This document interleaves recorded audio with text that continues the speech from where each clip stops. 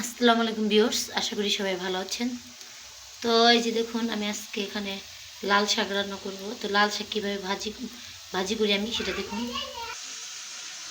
তো এই যে এখানটায় আমি এখন পেঁয়াজ কুচি দিয়ে দেবো, তারপর রসুন কুচি দেখতে পাচ্ছেন, তারপর মরিচগুলো দিয়ে দেবো এক একে।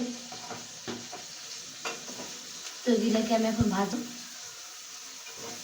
শাক আমি এভাবেই বাগার দিই, যে কোনো শাক হোক, লাল শাক বা সবুজ শাক বা লাউ শাক।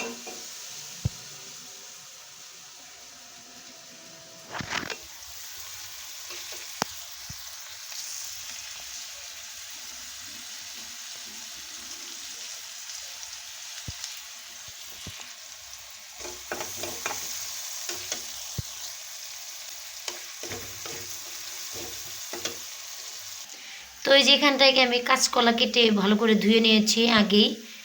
এটা কাঁচকলা দিয়ে আমি আজকে যে পাবদা মাছ রান্না করব, দেখতে পাচ্ছেন।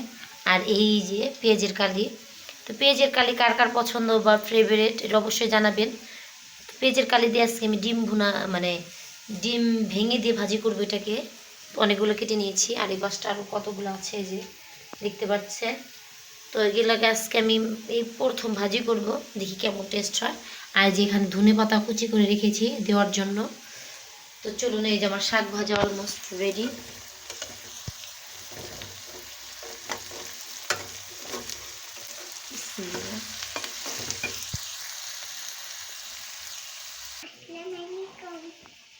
টাটা, সবাইকে টাটা দিয়ে দাও আমার চ্যানেল থেকে। আর আমার ভিডিওটি ভালো লেগে থাকলে কেমন করে লাইক করবে, টাটা দিয়ে দাও। তো এই যে এখানটা আমি ফ্রাই প্যান বসিয়ে দিয়েছি। তো এখানে এখন তেল ঢেলে তারপরে সব উপকরণগুলো দিয়ে দেবো।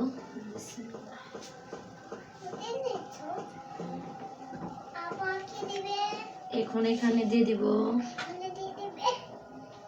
পেঁয়াজ কুচি সামান্য পরিমাণে, তারপরে মরিচ চিড়ে রাখা এই যে। তো এটাকে আমি এখন নাড়াচাড়া করব।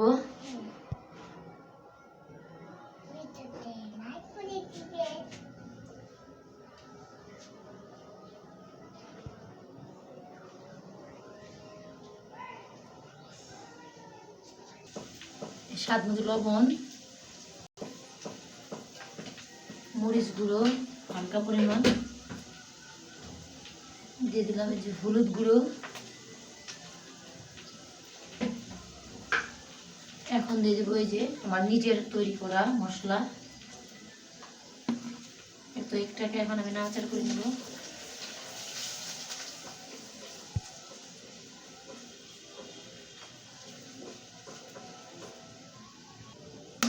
তো এই যে এখন আমি ডিমটা দিয়ে দিব।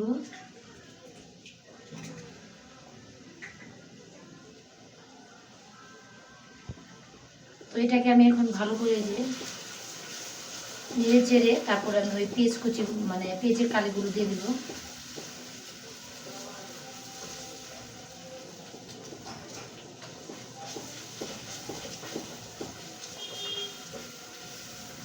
সুন্দর ফ্লেভার আসছে।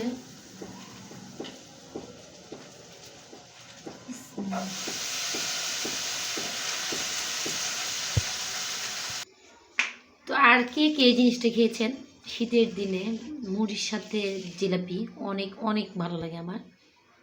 তো আমার মেয়ের অনেক ফেভারিট এই জিলাপিটা। তুমি কি খাচ্ছ? তোমাকে জিলাপি অনেক ভালো লাগে? দেখে এদিকে তাকাও, কেমন লাগে তোমার? অনেক মজা লাগে।